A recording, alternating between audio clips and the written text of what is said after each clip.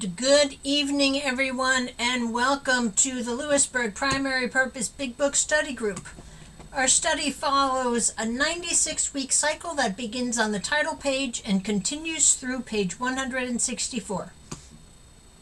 We study the spiritual experience in Appendix 2 3 times when the asterisk refers us there. We also study Dr. Bob's Nightmare and the 12 Traditions. We close our study on week 96 by studying the spiritual experience as a standalone meeting. Our meeting began, hold on, I'm getting the doorbell.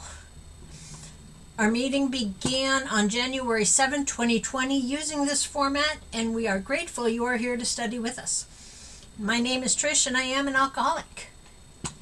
And my name is Lisa, and I am a recovered alcoholic. Before we begin, please be aware that the first 90 minutes of this meeting will be recorded in audio only for our website, podcast, and our YouTube channel.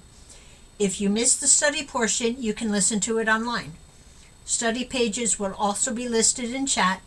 Please be sure to check out the information posted in the chat throughout the meeting for our other meeting times. Are there any announcements for the greater good of AA or for this group? I thought I shut that off.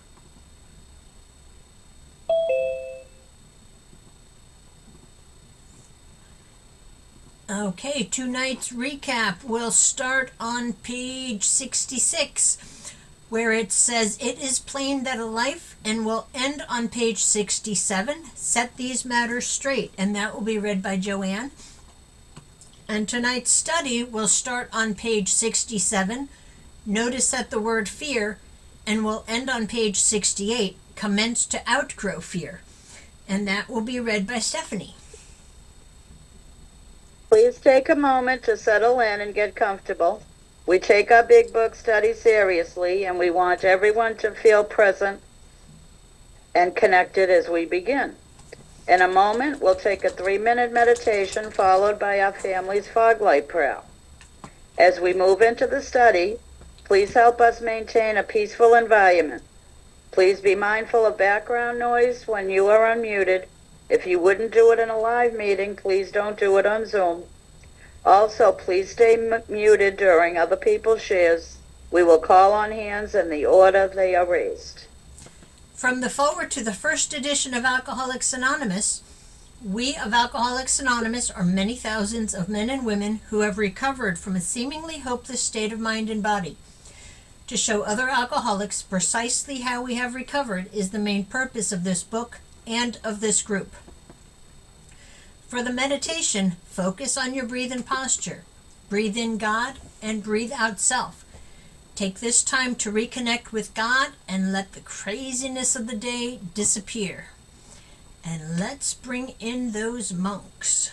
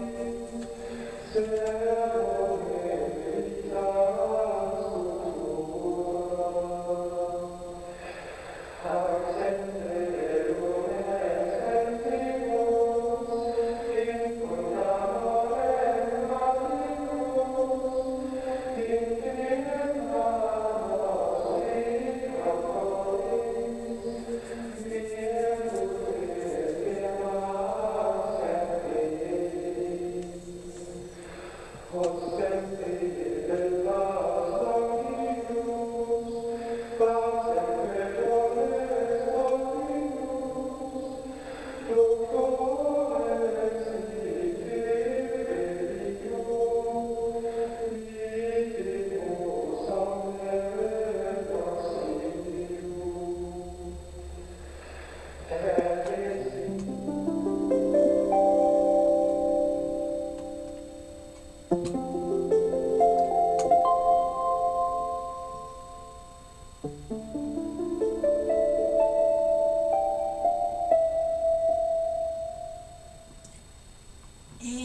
please join me in our family's fog light prayer, which will be coming up on your screen. God, let your love shine through us like a fog light, so that those who are lost, sick, and dying can find your love through us. Amen. And let's have a secretary's report. Come on in, Kenny.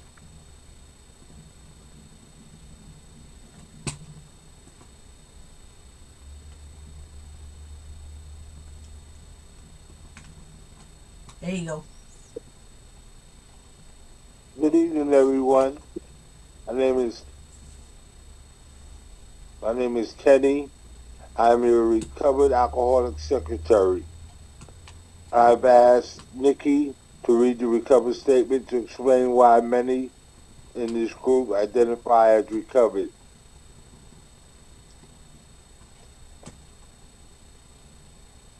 Go ahead, Nikki. Recovered. We are not cured of alcoholism. Recovered, but not cured. That presents a conflict to some alcoholics. If we were cured, we would be able to drink responsibly. No, we are not cured. The allergic reaction to alcohol will remain with us for a lifetime. But we have been restored to sanity. That was the problem. The main problem of alcoholic centers in his mind is rather than in his body. We are now sane where alcohol is concerned. Consequently, we have recovered. Thank you for letting me have service. Thank you, Nikki. We meet every Tuesday at 5:30 p.m. Central Time, fellowship, 6:30 p.m. Central Time, Big Book study. Chat disabled during the study so that we might focus on the study. From the forward to the second edition, XX of alcoholics who had came to AA and really tried. 50% got sobered at once and remained that way. 25% sobered up after some relapses, and among the remainder, those who stayed with AA showed improvement. Joining the AA meeting, if anyone joining the AA meeting for the first time, please raise your hand so we might welcome you. I don't see any, but welcome everybody. Now, a show of hands for the recovered alcoholics. These are your potential sponsors.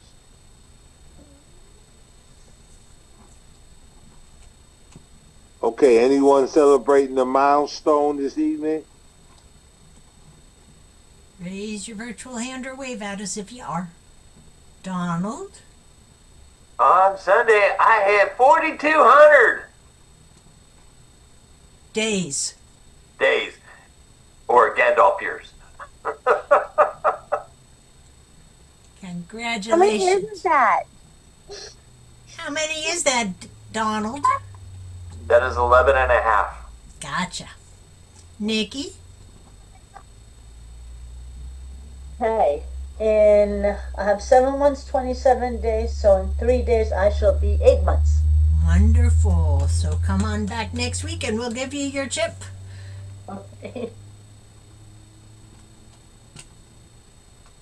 Carry on, Kenny. If you need a big book, we can send a large print copy. Please let one of us know by chat after the meeting.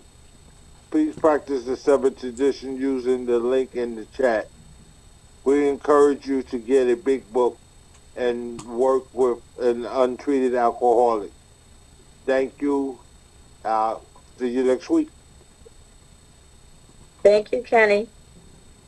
From there is the solution. The tremendous fact for every one of us is that we have discovered a common solution. We have a way out on which we can absolutely agree and upon which we can join in brotherly and harmonious action. This is the great news this book carries to those who suffer from alcoholism. This is an open meeting and everyone is welcome. You are not required to identify yourself if you don't want to. Your anonymity will always be protected. We ask that you protect ours also. Our group is for those who want to recover from alcoholism and have the desire to stop drinking for good and all. Each member of Alcoholics Anonymous is a potential sponsor of a new member and should clearly recognize the obligations and duties of such a responsibility. Before we begin our study of the Big Book, last week we reviewed Tradition 2. Tonight, let's take a quick look at Tradition 3. And please refer to page 562 of our book, Alcoholics Anonymous. And come on in, Donald. Good evening, everyone. My name is Gandalf the Red Pickle, a.k.a. Donald the Old Drunk. But I am a grateful, recovered, but not cured alcoholic. And today is Tradition 3. And the only requirement from AA membership is a desire to stop drinking. And because of that, it's like our membership ought to include all who suffer from alcoholism. Hence, we may refuse none who wish to recover. Nor ought AA membership ever depend upon money or conformity. Any 2 or 3 alcoholics gathered together for sobriety may call themselves an AA group, provided that, as a group, they have no other affiliation. And,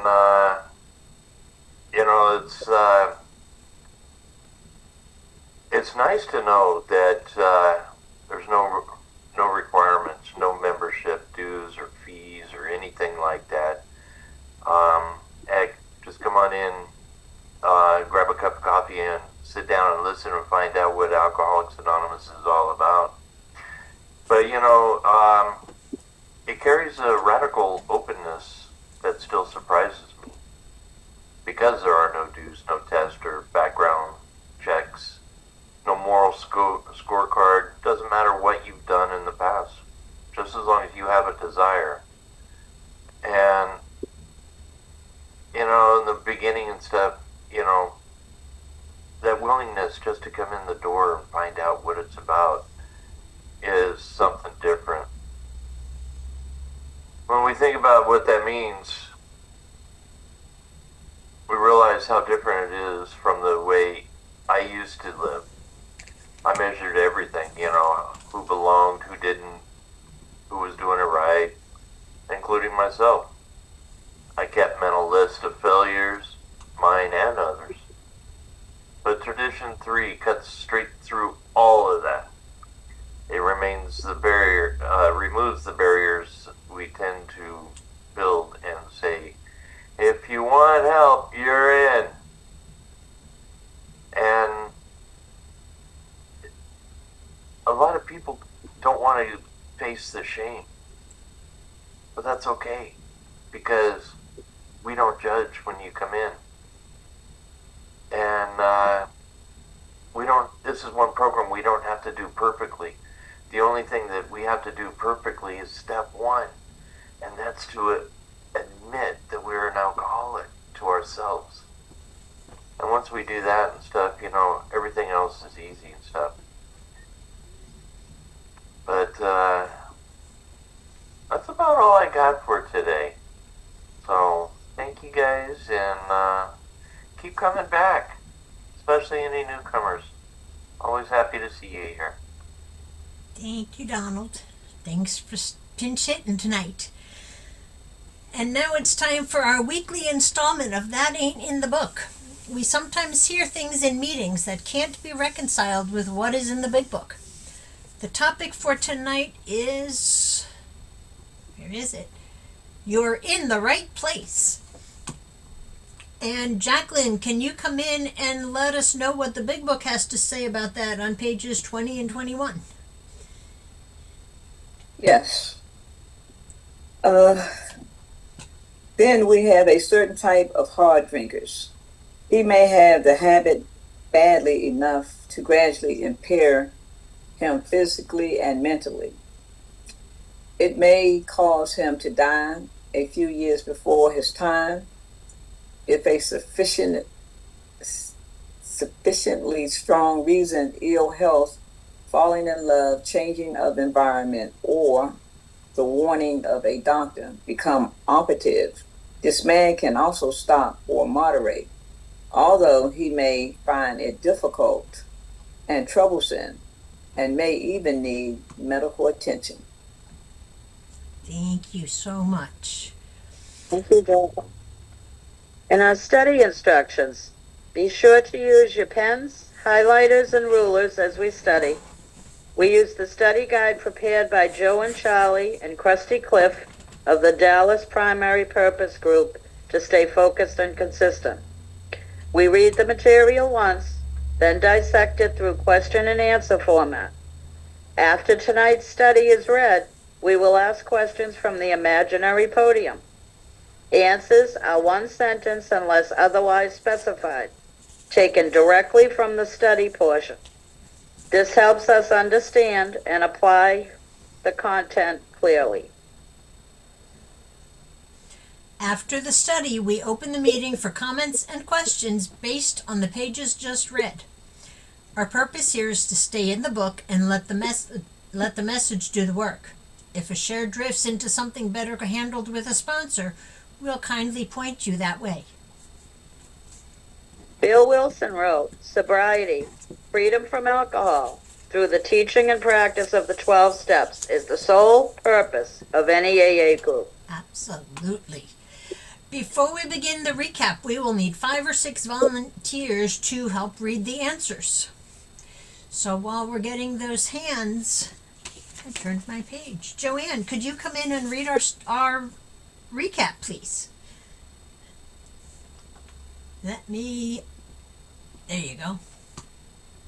Yes, hello family, my name is Joanne, I'm alcoholic. We recap start on page 66. It is plain that a life which includes deep resentment leads only to fertility and unhappiness. To the precise extent that we permit these, do we squander the hour that might have been worthwhile. But with the alcoholic, whose hope is the maintenance and growth of a spiritual experience, this business of resentment is infinitely grave. Infinite grave. We found that it is fatal. For when harboring such feeling, we shut ourselves off from the sunlight of the spirit. The insanity of alcohol returns, and we drink again. And with us, to drink is to die. If we were to live, we had to be free of anger. The grouch and the brainstorm were not for us.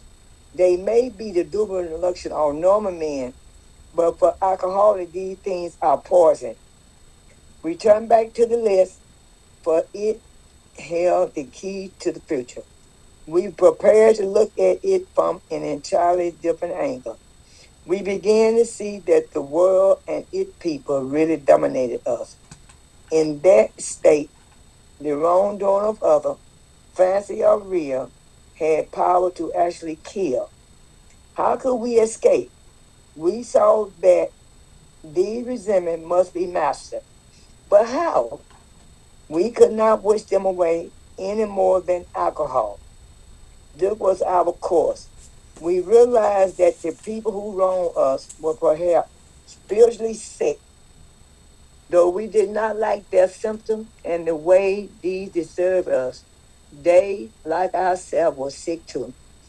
We asked God to help us show them the same tolerance, pity, and patience that we would cheerfully grant a sick friend. When a person offended, we say to ourselves, "This is a sick man. How can I be helpful to him? God, save me from being angry. Thy will be done." We avoid retaliation or argument. We wouldn't treat sick people that way. If we do, we destroy our chance of being helpful. We cannot be helpful to all people, but at least God will show us how to take a kindly and tolerant view of each and every one. Referring to our list again, putting out of our mind the wrong other had done, we resolutely look for our own mistake. Where had we been selfish, dishonest, self-seeking, and frightened? Though a situation had not been entirely our fault, we tried to disregard the other person involved entirely. Where was we to blame? The inventory was ours, not the other man. When we saw our fault, we listed them. We placed them before us in black and white. We admitted our wrong honesty and were willing to set these matters straight. Thank you for letting me read. Thank you. And I could use one or two more hands for answer readers. And while we're getting those, Steph, please come on in and read our study for the week. It's Stephanie, recovered alcoholic. Thank you. Notice that the word fear is bracketed along the difficulties with Mr. Brown, Mrs. Jones, the employer, and the wife. This short word somehow touches about every aspect of our lives. It was an evil and corroding thread. The fabric of our existence was shot through with it. It set in motion trains of circumstances which brought us misfortune we felt we didn't deserve. But did not we ourselves set the ball rolling? Sometimes we think fear ought to be classed with stealing. It seems to cause more trouble. We reviewed our fears thoroughly. We put them on paper, even though we had no resentment in connection with them. We asked ourselves why we had them. Wasn't it because self-reliance failed us? Self-reliance was good as far as it went, but it didn't go far enough. Some of us once had great self-confidence, but it didn't fully solve the fear problem or any other. When it made us cocky, it was worse. Perhaps there is a better way. We think so. For we are now on a different basis, the basis of trusting and relying upon God. We trust infinite God rather than our finite selves. We are in the world to play the role He assigns, just to the extent that we do as we think He would have us and humbly rely on Him. Does He enable us to match calamity with serenity? Wasn't a question. We never apologize to anyone for depending upon our Creator. We can laugh at those who think spirituality the way of weakness. Paradoxically, it is the way of strength. The verdict of the ages is that faith means courage. All men of faith have courage. They trust their God. We never apologize for God. Instead, we let Him demonstrate through us what He can do. We ask Him to remove our fear and direct our attention to what He would have us to be. At once, we commence to outgrow fear. Thank you, Steph. And thank you, Joanne. I don't remember if I said that. Thank you both for reading for us.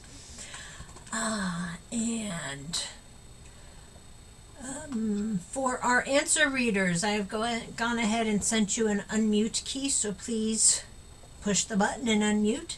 And remember to speak clearly and follow the text in your book sentence by sentence. If you lose your place, you may pass or allow the question reader or me to guide you back to where we were.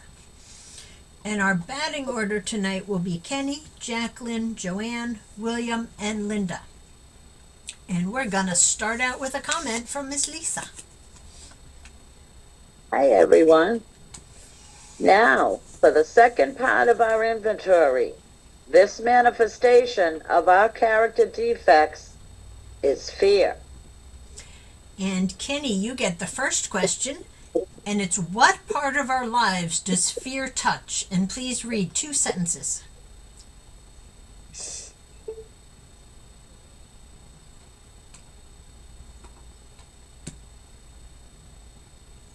Kenny? A little help. Notice that the word fear on page 67.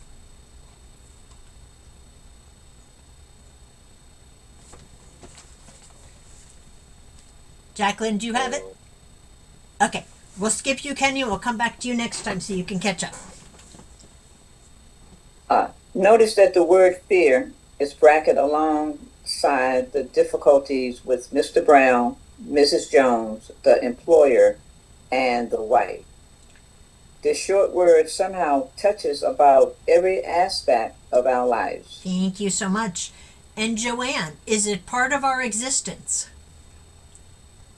It was an evil and corroding thread. The fabric of our existence was shot through with it. Thank you. And William, what does it set in motion? It set in motion all emotion, trains, or circumstance which brought us unfortune we felt we did not deserve. Thank you so much. And Linda, welcome. Who is responsible for the fear we experience? Um, Bottom of 67, but did not we ourselves? But did not we ourselves set the ball rolling? Perfect. And Kenny, coming back to you, how do we classify fear? Sometimes we think fear ought to be classed with stealing. Thank you. And Jacqueline, why?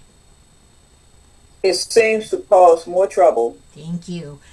Joanne, what do we do with our fears? We review our fears thoroughly. Thank you. and another comment. We do exactly the same thing with our fears that we did with our resentments.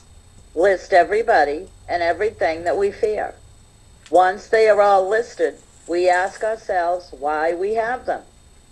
After that review, we see how segments of our lives have been affected. And finally, are they the result of our selfishness, dishonesty, self-seeking, or frightened way of treating those we have listed? Thank you, Lisa. And Joanne, or William? I'm going with Joanne. Do we write them down?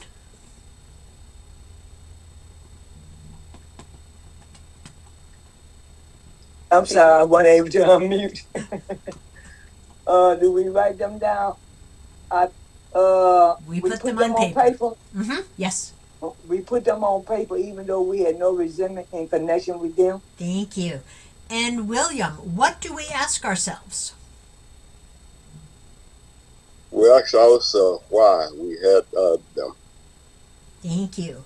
And Linda, does self-reliance have anything to do with it? Wasn't it because of self-reliance failed us? Sure did. And Kenny, back to you. How good is self-reliance? Self-reliance was good as far as it went, but it didn't go far enough. Thank you. And Jacqueline, you get the first two-part question of the evening. A, what did some of us once have? And B, what did it solve? Some of us once had great confidence, but it didn't fully solve the fear problem or any other. Thank you. And Joanne, what made it worse? When it made us cocky, it was worse. Thank you. William, what do we think about this matter? Perhaps there's a better way. We think so. Thank you so much. And Linda, what different basis are we now on, having started carrying out our third step decision? Would it be perhaps? For we are now. Did I skip a question? No. For we are now. The next sentence. You can pass. I'll pass. I have to pass. Okay. Kenny, what different basis are we now on, having started carrying out our third step decision? And you're starting with for we are now. For we are now on a different basis, the basis of trusting and relying upon God. Thank you. And Jacqueline, who do we now trust? We trust infinite God rather than our finite self. Thank you. And Joanne, what is our role in life now? We are in the world to play the role He assigned. Thank you so much. And William, a two-part question. A, just to the extent we do what? And B, if we really let Him direct our life, what is promised? Just to the extent that we do as we think He would have us to have us, and humbly rely upon Him. Does He does He enable us to match calamity with serenity? Thank you so much. And Linda, coming back to you. When and to whom do we apologize for our new way of life? We never apologize to anyone for depending upon our Creator. Exactly. And Kenny, who can we laugh at? We can laugh at those who think spirituality the way of the way of weakness. Thank you. And Jacqueline, what does faith produce?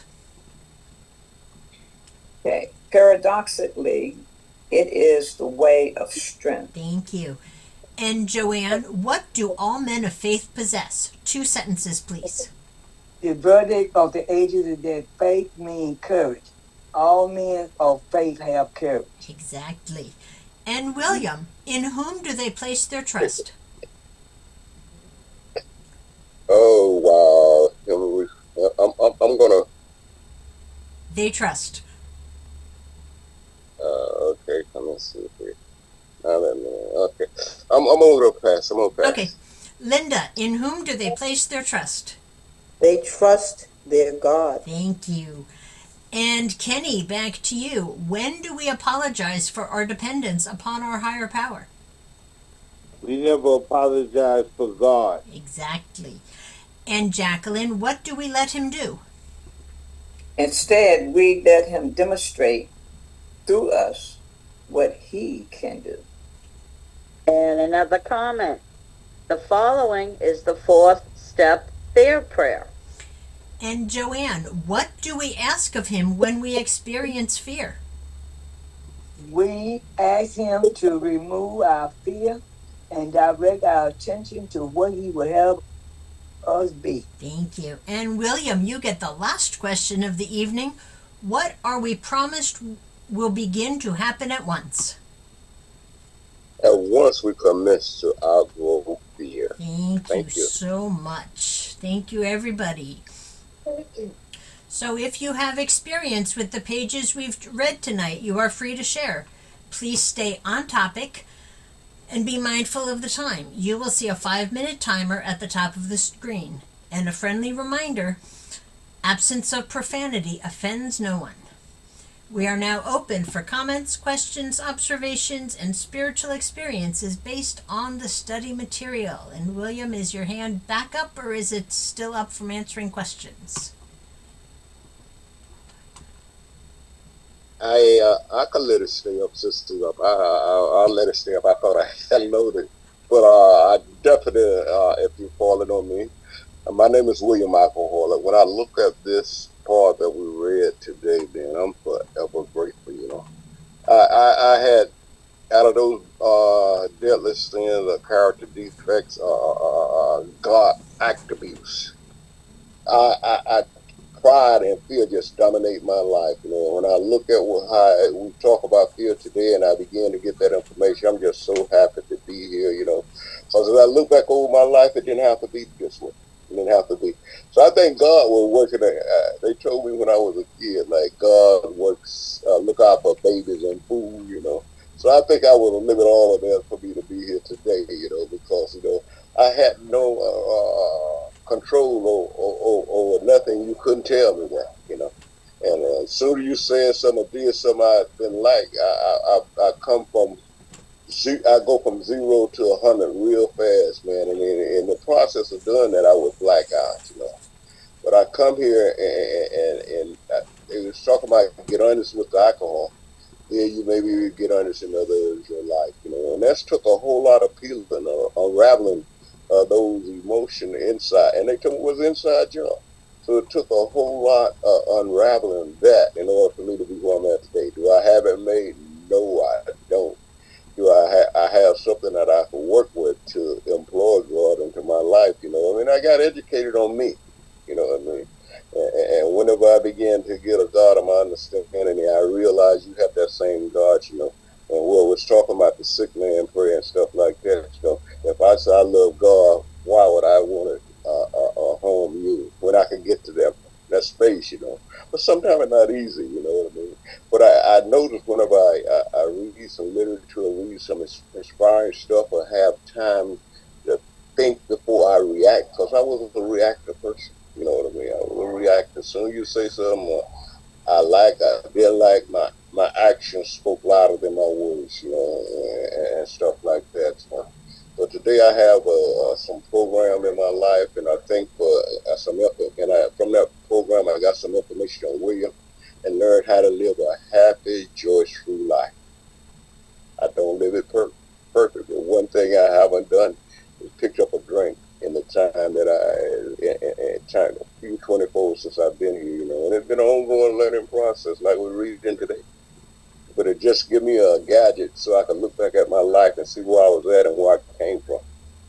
You know, if just when our thoughts come up in my head, is I could just pause and pray or read some literature, it could change, it could make a difference in my life, you know what I mean? And I tell you, I'm gonna say it anyway. I'm gonna say it. I'm a Vietnam veteran, right? When I got out of the military, they didn't like us. That's my perception, right? So I went down. I say I'm a Vietnam veteran. They say no, all y'all are doing killing babies and stuff like that. So that turned me off. So I never go back to the veteran since then. That was 1974, and I never go back up there. So I go back up there, and they began to give me the help I need not too long ago. And in the process, they gave me.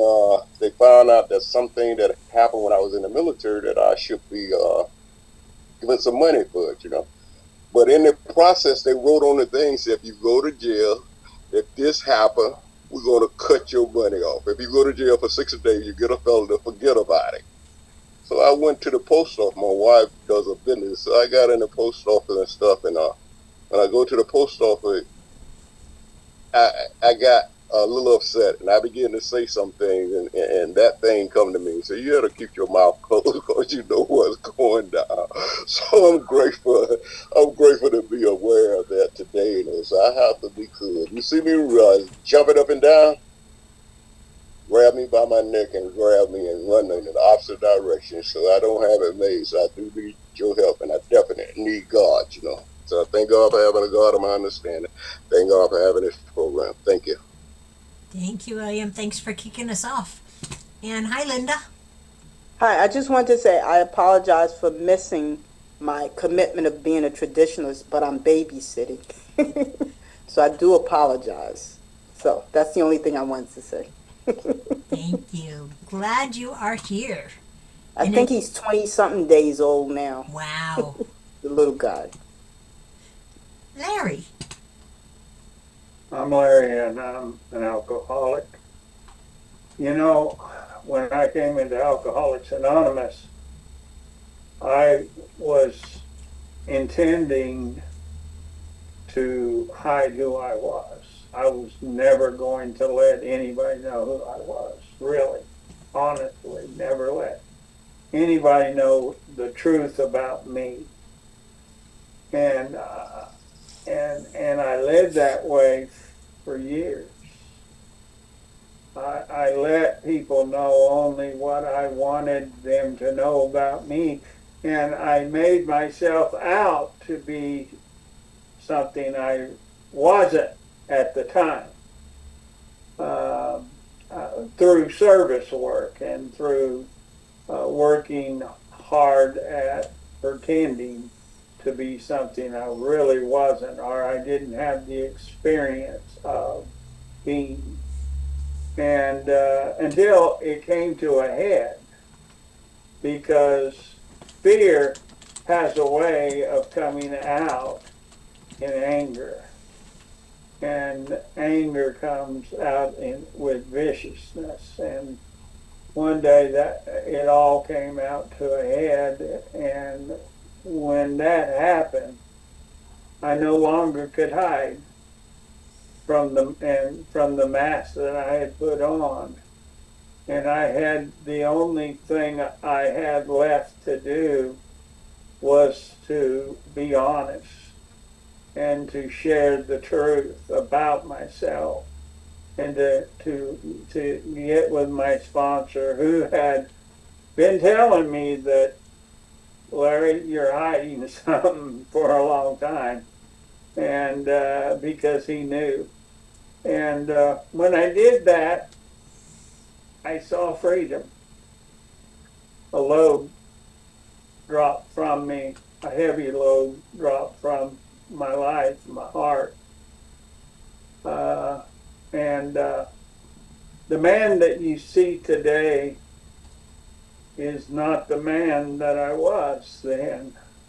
And I am thankful for the man I am today and not the man that I was before. Because Alcoholics Anonymous put into me and showed me how to have a new heart and a new life and a new way of living. And now I love people. I love you. And I love those that come into this program with the same problems and needs that I had. And I love myself for the first time of my life. I love me. And because of that, I can show love. And that's all I've got. Thank you. Thanks, Larry. Who's next? I'll go. Hi, Lisa. Come on in. Hi, everyone. I'm Lisa. I'm an alcoholic. I was just thinking, I don't know if it was in the recap or what, but where it said, didn't we start the ball rolling? And oh boy, that was huge for me.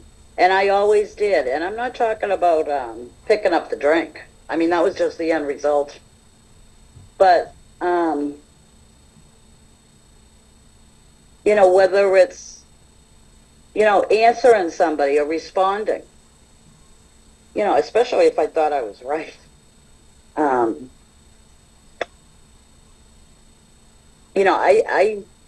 There was no choice in my head to respond or react, and it always got me in trouble. It always started something, and I could never see that. Just the other day, something was bothering me, and I couldn't understand where this fear or whatever it was coming from. But I did not feel good for about an hour. I had to pick up the phone, and we looked at it. And but if I responded to this person at that time, where I was going back and forth whether or not to, it just would have started something. But I needed to talk to somebody to, work through that. Because before there wouldn't have been any question. I would have picked up the phone. But I didn't. And, I talked to God, I talked to another alcoholic, and, the next morning it was gone. And I didn't realize, it played a huge role with me was, if I'm tired, if I'm agitated about something else. And I sure as heck never looked at what the other person was going through. It was all self, And today I can do that. Is the other person tired and maybe off a little bit? And, I don't have to respond. I can pause and ask for help and wait. you know, and I did that. And like I said, it was fun. And, you know, when I was doing the resentments, oh boy, I was very, very resentful. I didn't think so, but I was. And it never even dawned on me to look at my part. Like I said before, especially if I was right. You know, I'm right, you're wrong, that's it. But, you know, these resentments, when I got to the part of looking at my part, you know, a lot of it, and I remember coming to me real strong now was doing my sister. And I'm telling you, I had a totally different perspective by the time I was done writing that.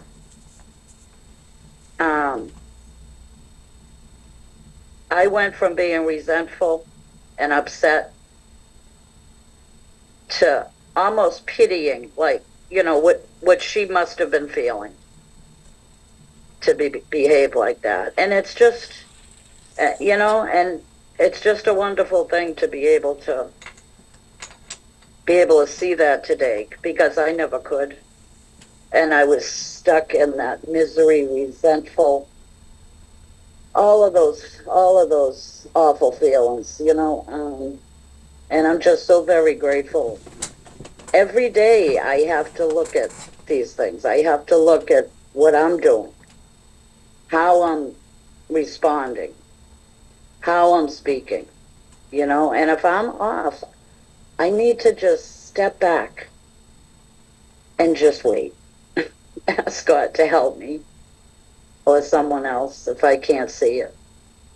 But I'm very grateful. I'm starting to be able to see things now and look at myself and think about what I'm saying and how I'm saying it. And it's pretty cool. So that's it for me. Thank you. Thanks, Lisa. Who's next? Hi, Jacqueline. Hello, everyone. Alcoholic named Jacqueline M. And just for some good reading, you know, you know, I can see how fear manifested in all areas of my life. You know, it you know, when it start off, it says notice the word fear and practice along the side of all of these people that was in that fourth step. You know, and you know, fear. Like I said, it's a manifestation in all areas. You know, dishonesty, resentments. Fear was, like it says that on page 67, that it could be classed as class with stealing. You know, it seemed to cause more trouble. You know, and you know, looking back prior to coming into Alcoholics Anonymous, fear took away all my ambitions, all my inspirations, and things of that nature that I set off that I wanted to be before alcohol came into my life. You know, fear would tell me, you know, you did not look this way. Fear was like the boogeyman, you know, and then with the fear, it created a lot of resentment because I saw people doing what I wanted to do, and when they did what I wanted to do, you know, it caused a lot of resentments, you know. And it took me a long time to really get honest with that, and I too could relate very well with. It wasn't other people that set the motion train of circumstances that brought misfortune in my life, which I thought they did. It was me, you know. I forgot that I'm the one that started the ball rolling, whether it was in relationships, uh, uh, uh, friendships, anything. The ball started here, and the ball kept bouncing and kept bouncing and kept bouncing. And then when things didn't go my way, I would point my fingers to you. But I forgot that I bought these what it says, uh, misfortune in my life that I felt that I didn't deserve. But the handprint was right there on the wall. I remember I was in a relationship and it went bad. And I remember my sponsor say, he told you who he was even before you got into it. He told you, but I wanted to blame him. But I like this part where it said, well, I had to begin to trust God when I had to let go of that particular relationship. We trust the infinite God rather than our finite self. Because trusting in myself was very limited. But I know if I continue to trust in God, He would. He's unlimited. Never ending. He has helped me to match calamity with serenity. When I turn all things over to the Father that resides in all of us. And when it comes to that fear, even today, I have to pray this fear prayer. I have to ask Him to remove my fears and direct my attention to what He would have me to be, not what I would have me to be, because my self-centeredness and my ego can jump in the way, and I think I did the work, but and it says that once we outgrow fear, it don't happen like osmosis. But if I continue to put my dependency on God instead of man, um, um, there's no. I mean, it's never no ending.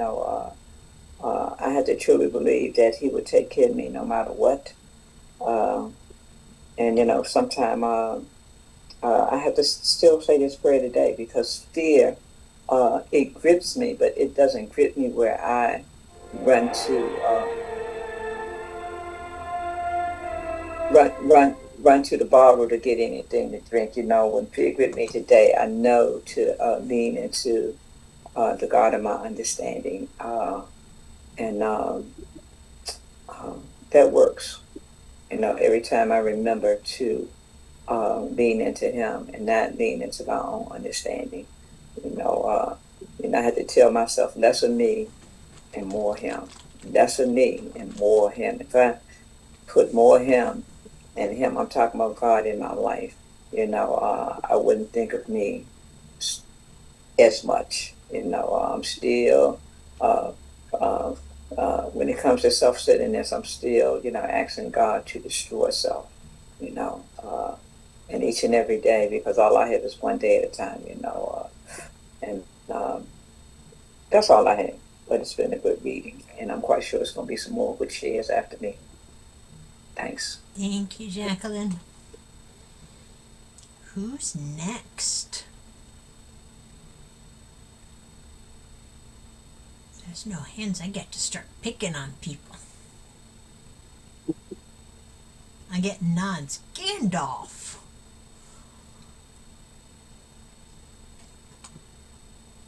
Talking about nods, I'm nodding off and stuff. Medications and stuff. Okay, good evening, everyone. My name is Donald, and I am a very grateful, recovered, but not cured alcoholic.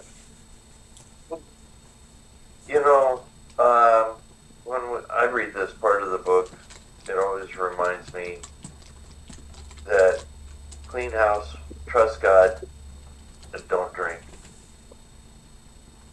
And that's a good recipe to stay sober.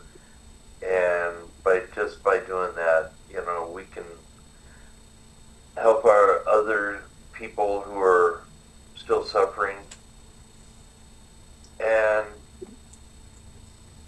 by studying the book, we get we realize more things and more things, more and more and stuff, you know. And every day I read in this book and stuff, you know, and I highlight more. And when we trust God rather than our finite self, or when we trust infinite God other than our finite selves and stuff, we realize, you know, that we are in here to play a role that He plays, or we are here to play a role that He assigns us. And, you know, believe it or not, you know, that actually includes all the things that we've done wrong and stuff. And that's one thing that helped me in my recovery, to get rid of the shame, the guilt, the remorse, and all that stuff, you know. And it's not to pass the blame, but it helped me understand why I did what I did, you know. And then I go down and stuff, you know,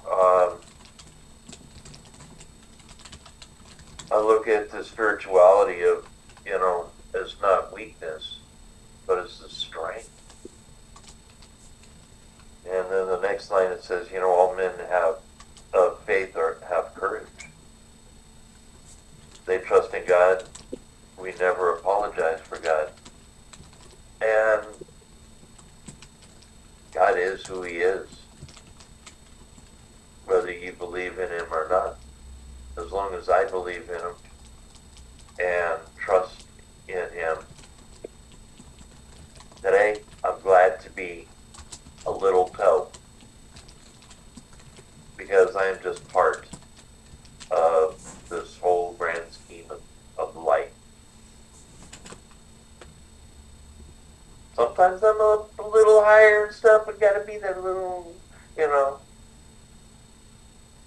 Some days I might just be a hair, just thinking, you know, that, hey, I'm useless without everybody else. But, you know, I'm still part of a whole. And I trust those around me and stuff. So, thank you much. God bless you guys. Thank you, Donald. Thank you, Donald. Who's next?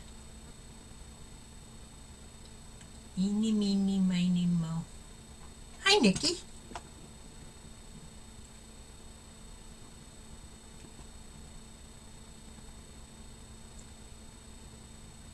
I said hi, Trish. Hi, everybody. Pages 66, 67 to 68 is very, very important to me. Even though I've had past 6 months sobriety, I'm still new to this. And I'm trying to learn as I go along and understand alcoholism in its entire entity. And all it comes down to is your emotions are numbed with the alcohol. What you fear is numbed with alcohol. So the only way you can overcome your fear from whatever it may be is completely through bravery. I used to do this. When I was in college, I would say, okay, if I take this test and it's really hard, because I'm afraid of it, what happens? Will I live through it or will I die after I take it? I would take it to a black and white kind of thinking, and then I would say, well, no, I'll live through it. So, and the reason this was is because, well, my father was an alcoholic. My mom was not addicted to anything. But I was raised with a lot of fear. So I had to really rely on my own strength and the way I saw things to make sense out of them. So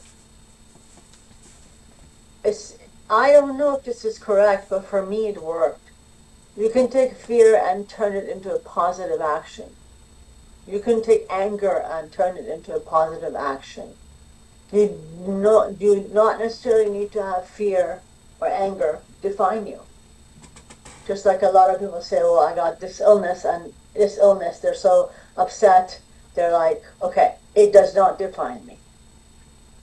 But sometimes when we sit with ourselves and there's no one else around, we wonder about that question. Does it define us? I think not. I think it's just a hurdle that we have to get over as we're walking down our journey. And all of us have other fear triggers, not all the same. And by coming into these rooms and sharing, all of us give a little picture of where they're coming from and what their fear is. And then we can understand fear a lot better. So I understand today, when it comes to fear and alcoholism, is okay, I know if I take that first drink, it's going to be a really bad day. I don't fear it, because I'm committed to not do it, but I don't know how long this is going to last as I'm going through my journey. But I know one thing. Since I live with fear most of my life, I was brought up like that, I proved people wrong. If someone said, you can't do this, even though I was scared, I would make sure I do it, and I do it with passing flying colors. Because I don't know if it hit my pride. Maybe it did. I don't know where it hit me, my heart, my spirit. I felt a little self-pity about myself. But I'll give you an example. When I started university, I didn't do very well the first semester. And I never do well first semesters anywhere. There's just some kind of a fear complex. But I wrote a letter to the medical advisor at Cal State Northridge, and I wanted her guidance on, how can I go into medical school with the fact that I really caca poo-pooed the first semester. And, I held myself accountable for not doing that, just like we hold ourselves accountable for whatever our fear is. We may make a mistake and do something different, or we may make the right choice. It all depends. There's a lot of variables, but you have to be brave through this. You have to overcome it, and you have to be brave, and never forget your higher power, because he's with you all the time. You may just not know it sometimes. That's all for me. Thank you. Thank you, Nikki. Who's next? I'm going to go ahead and jump in. I'm Trish. I'm an alcoholic. And, I love the second sentence. Well, the first sentence, notice the word fear is bracketed. And then the next sentence, this short word somehow touches about every aspect of our lives. My life was dominated by fear to the point that I got paralyzed by fear. Ruled by fear. And, I never realized that when I was younger. I was always shy, quiet, withdrawn, and probably my second or third sponsor told me one day, "You're not shy, you're full of fear." And I looked at her and I said, "No, you're full of stuff."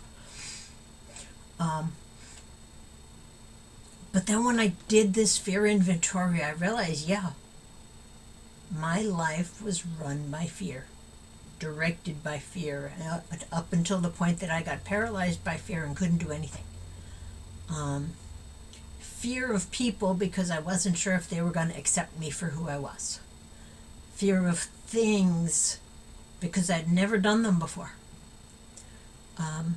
Fear of experiences because I didn't know if I could do it perfectly. Not do it at all, not attempt it, but because I didn't know if I could do it perfectly. So yeah, it was an evil and corroding thread in my life because it corroded everything to the point that I stopped moving. And I couldn't find that oil or that salve. Alcohol became the salve that helped me to get moving again. And then that line a couple of people have touched on, did not we ourselves set the ball rolling? I certainly did. I didn't realize I was setting the ball rolling. But I set that ball rolling by fear, by giving into it, by not doing things that I wanted to do because I didn't know what the outcome was, or because I didn't know if you or somebody else would approve. And that line, sometimes we think fear ought to be classified with stealing. I can relate to that. That fear caused me that fear stole my drive to do things. It stole my peace of mind. It stole what serenity I had as a kid before coming in here. But then that fear also stole my family's and my friends' peace of mind because they watched me go down the tubes and they didn't know why. So yeah, fear can be a thief. Fear was a thief in my life and so many other lives as a result. And I love the way, I'm just going to put in a plug for our 4th Step workshop that we do the first Monday of every other month. Not May, it'll be in June. I love the way we look at the fear. And we write down what the fears were. And then we ask ourselves, as it says in the book, why did we have them? Why do I have this fear? And usually for me, there's another fear underneath it. Why do I have this fear? Why do I have all the way to the end of that trail? And when I sat down with my list of fears, the way that workshop shows, as I was asking myself, why do I have this fear? I was driven by fear. And then I realized it just really boils down for me to like 4 or 5 main fears. They all just appear in different ways. They look on the surface like different things, but if I dig underneath and see what am I really afraid of underneath each one of these, it all boils down to 4 or 5 different fears. So now when I feel that fear creeping up, I can ask myself, list 1, 2, 3, 4, 5, which one is it? And 9 times out of 10, it's one of them. Buried really deep, but I can usually identify which one it is.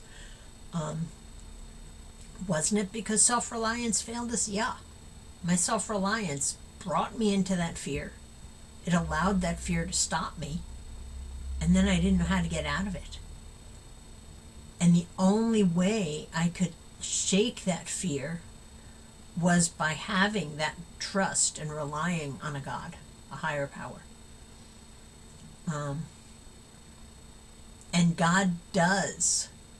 Once I've learned to rely on Him, He does enable me to match that calamity with the serenity, as the book says. And when I feel that fear creeping in, if I can go to God with that fear prayer, remove this fear and direct my attention to what you would have me be, and that fear doesn't win, then I don't get into that paralysis again. Do I always say it? Do I always remember? Nope. Do I fall into that fear? Yep. But I love how, we always know how Bill repeats himself a lot through the book, because we're alcoholic and we don't listen the first time. So he repeats himself 1, 2, 3 times. 2 times in the same paragraph. We never apologize for anyone for depending upon our Creator. 5 sentences later, we never apologize for God.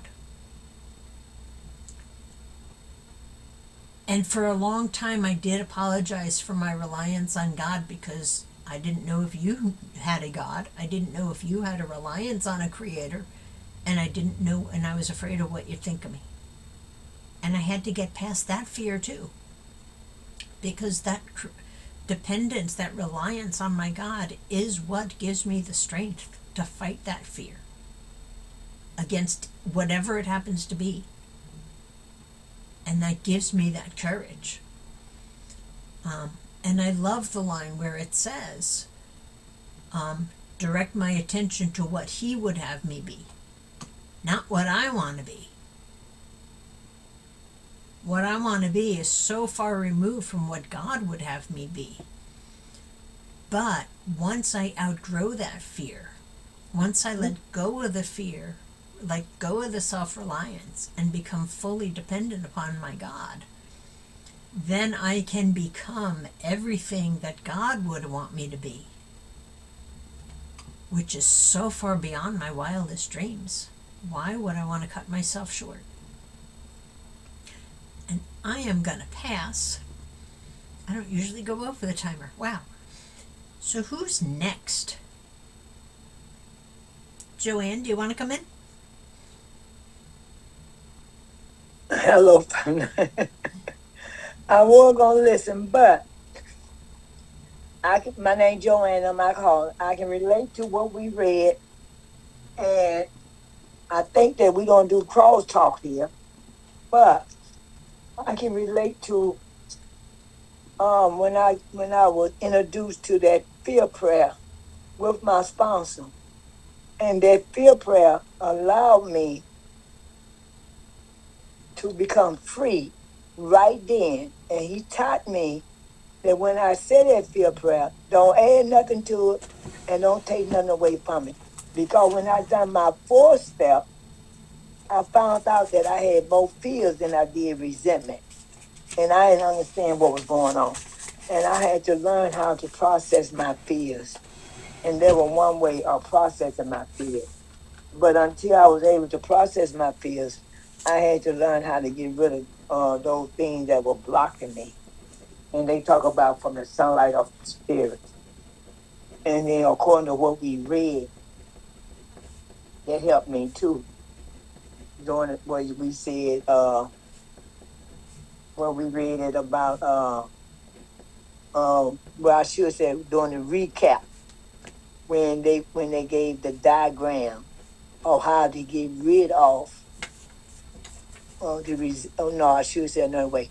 According according to the diagram, where they said how we accumulate the resentment, how we accumulate the fears, and what part that I played in it, and that was kind of hard for me at first. But as I worked with my sponsor and I made the beginning on the first 3 steps, in order to get to the 4th step, I was able to see who to blame and who not to blame. But I like the way you explain it. I like the way you explain about the fears, because my experience with and you know what? I had to say that fear prayer today, because I have experienced something on my job, and it brought up some fear.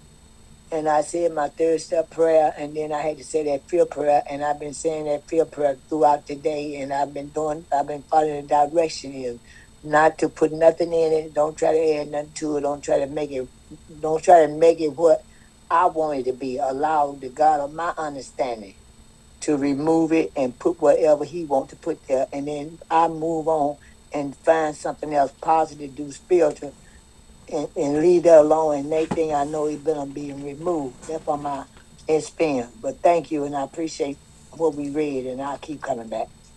Thank you, Joanne. Stephanie, would you like to come in? Stephanie. Hi, I'm Stephanie, recovered alcoholic. I don't know if I can say anything that hasn't already been said. Fear is oh my gosh. My whole life seems like it's been ruled by fear.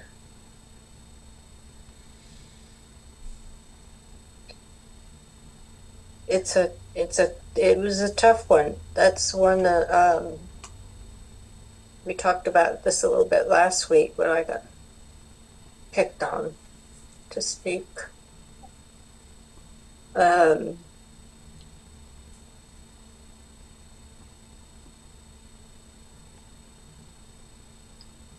Fear, it can, yeah, talking about like fear has robbed me of so much joy. And, there's circumstances in your life that come up that are natural. They induce fear. That's just a natural response. It's fear.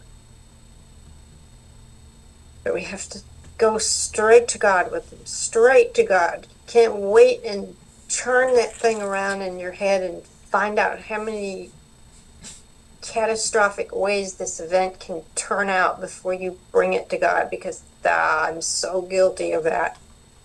I have to immediately in the morning, if I don't talk to God, if I don't get God in my head, if I don't talk to God to bring that in, this, the beast begins, the fears. What if? How's this gonna work out? Crazy stuff. So it's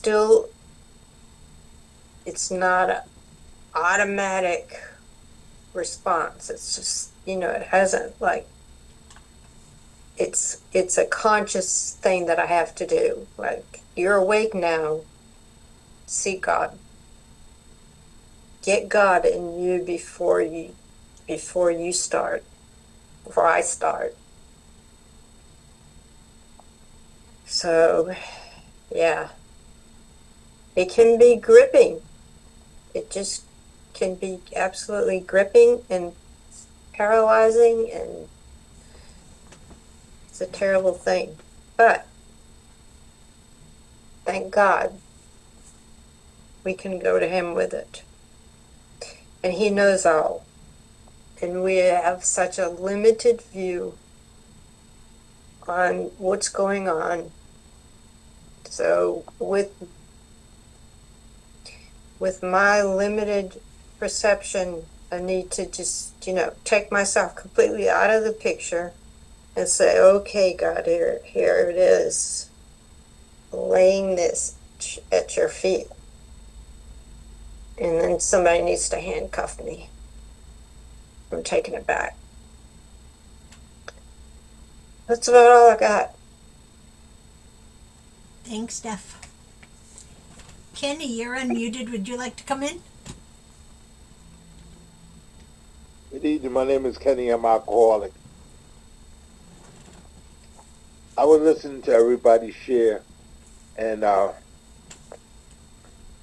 when I did my 4 steps, I found out that when I did my fear list, I had a lot of fears. When I did my resentment list, a lot of my resentments was based on fear. Fear that I wasn't going to get something, fear that something was going to be taken away from me, and I retaliated,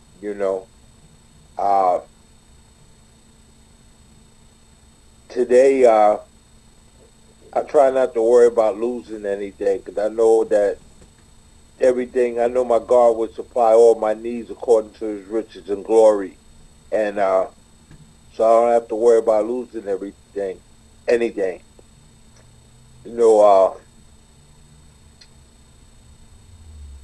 Growing up, I remember I could look and see when fear took hold of my life. It took hold through abandonment issues. It took hold through, just afraid that somebody was going to hurt me. I would get angry and I would lash out. And a lot of times I didn't have to lash out. Now, things are a lot different. I'm much slower to anger and my fears. I pray about it. I talk about them, and I don't leave anything to me to run the show 100%. I try to bounce things off of people. I'm still learning how to use my sponsor. I talk to alcoholics, and I try to talk to him, and I talk to God, and so far things are a lot better. I'm not full with the fear that I was, and I feel like I'm a better person because of it. Thank you for letting me share. Thank you, Kenny. Brian, would you like to come in?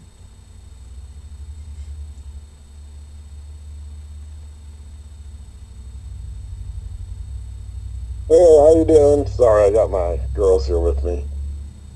But yeah, my name is Brian, and I'm an alcoholic, and I would also say a proud alcoholic. I'm not proud to be an alcoholic, but I'm proud because the fact that I can say I'm an alcoholic means I acknowledge that I'm an alcoholic.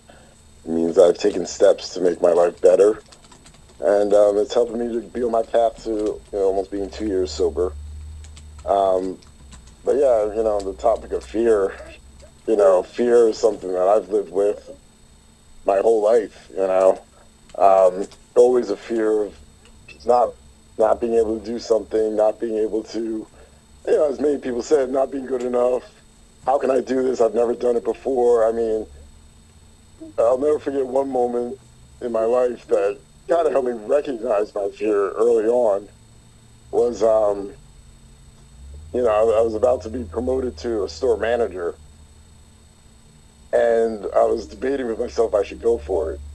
And I just remember my thought process. I've never done it. How can I do this? I'm not great at this. I'm not great at sales. I'm this. I mean, there's just all these negative things. And in a moment of clarity, I realized, well, of course you've never done it. I mean, that's why you're doing it. That's why you're going for it. How are you going to do it if you don't do it? And, once I kind of recognized that, I was able to help subdue my fear a bit. And I went for it, and I was a store manager for many years after that. But it's something I fight with all the time. I mean, it pops up in every facet of my life, even today. I mean, there's fears, there's things that I think about doing, and it's always that easy path of like, but there's so many people smarter than you. There's so many people better than you. There's so many people been doing it longer than you. All these things that, I can tell myself to keep myself from doing the things that, I want to do. Okay, sweetheart. And so, it's an everyday struggle, and I do pray on it, and I do give myself over to God and ask Him to help me. Sorry, it's not my girls with me, so they're being a 2-year-old and a 1-year-old. But I'm just happy to be here, and it's happy to see everybody. Things have been a little crazy lately, schedule wise and whatnot. But fear is something I do live with, and I fight with every day. But I don't rely on alcohol anymore to try and solve that issue, to try and escape it. I am. Well, thank you. I appreciate it. Thanks, Brian. Glad you're here. And Shayna, you're already unmuted and ready. I was ready. Shayna, recovered alcoholic. Beautiful topic of fear.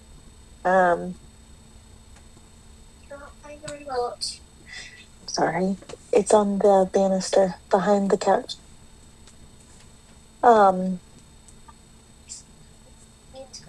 Okay. Part of it. Thank you. Close the door. Sorry about that, guys. It never changes. As soon as I get on here, they my kiddos come in and say something. But all right, back to fear. I did not know when I first came into this that it was fear. I mean, I knew my life was a mess. I knew I was scared of things. But I didn't really know that's why I was the way that I was. I didn't really know who I was. I felt like a chameleon. I always felt out of place, like the misfit. Although you wouldn't know that from the outside, because I tried everything to make sure that you knew that I was okay and that I did fit in. But internally, I thought, my gosh, I don't even know who I am. I don't know what I want. I think I should want this. I think that's what other people want. So I think I should try to do this. But I didn't know also that every thought that I thought wasn't like true and valid. I thought anything that I thought, whether it be based on fear, which is 99% of what it was anyway, I just thought that it was valid and it was true, and I had to act on it or behave on it or react on it. I did not have a higher power. I was my higher power, basing all of my actions on whatever that fear was. But I did not know that until looking into, I had pages and pages and pages of resentments and how other people hurt me. And, if you had my life, you would drink too. And somehow I drew the short straw and, pity me, yada, yada, yada. Although there were some things that, weren't necessarily awesome that happened in my life, doesn't necessarily make any of my behaviors and the decisions that I made okay. But I didn't know what I didn't know. And really looking into any given resentment, I took a part in it. And I placed myself in a position to either be hurt,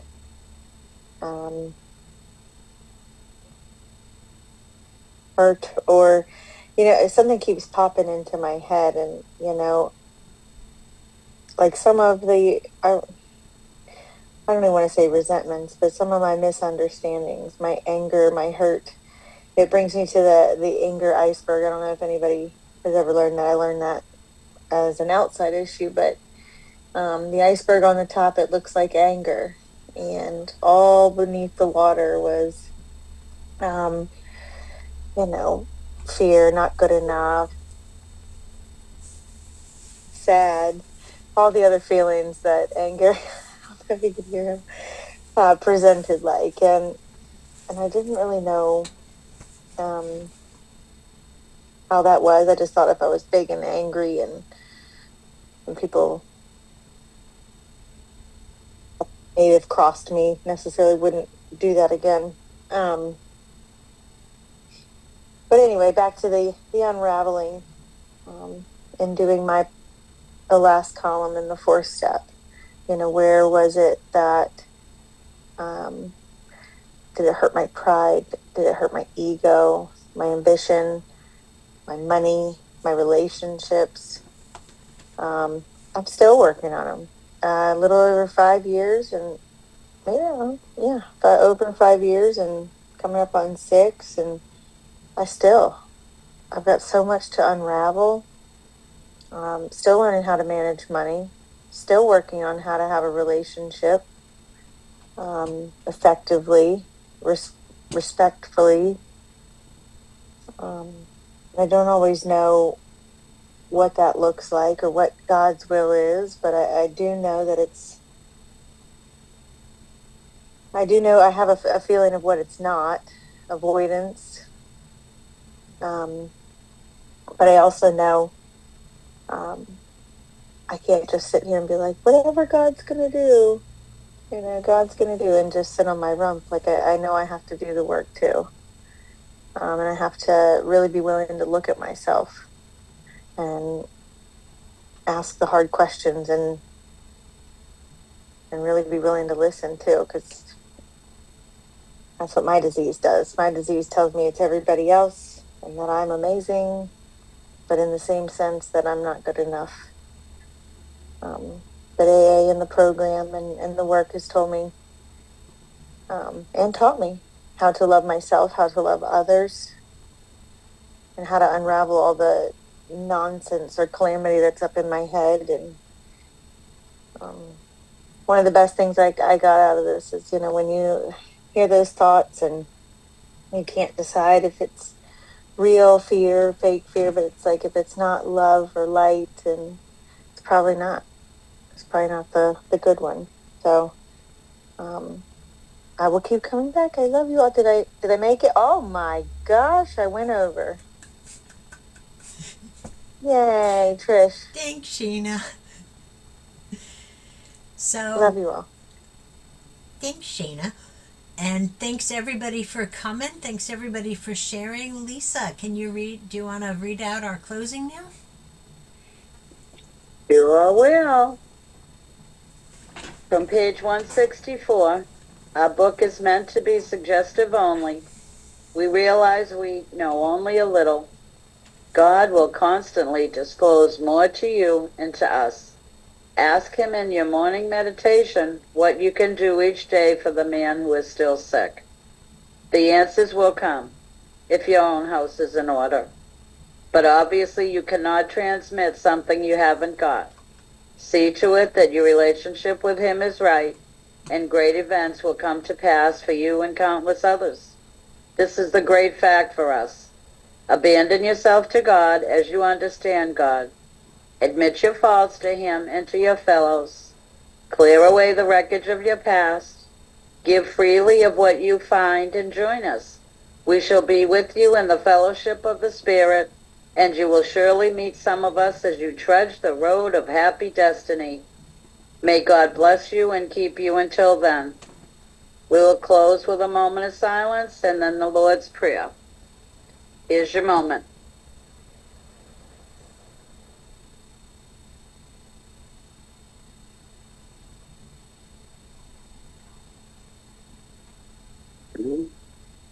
Who will bring us from shame to grace if we let him?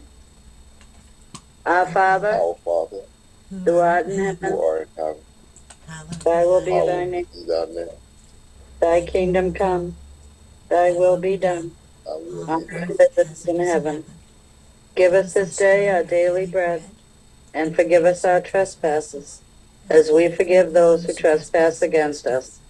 And lead us not into And lead temptation, us not into but temptation, deliver us from but evil. deliver us. And is the kingdom, And the thine power, is the kingdom, and the glory forever and and the ever. glory. Amen. Thank Amen. Amen. Thanks everybody. Thank Good you. What a meeting. great Thanks, meeting. everybody. Great meeting. Good to see everybody. Good night, everybody. Good night, Good night. And Jacqueline. it was a good Good meeting night, tonight. everybody. It was Good a meeting very good tonight. That's meeting right. tonight. Good meeting. Yes. Yes.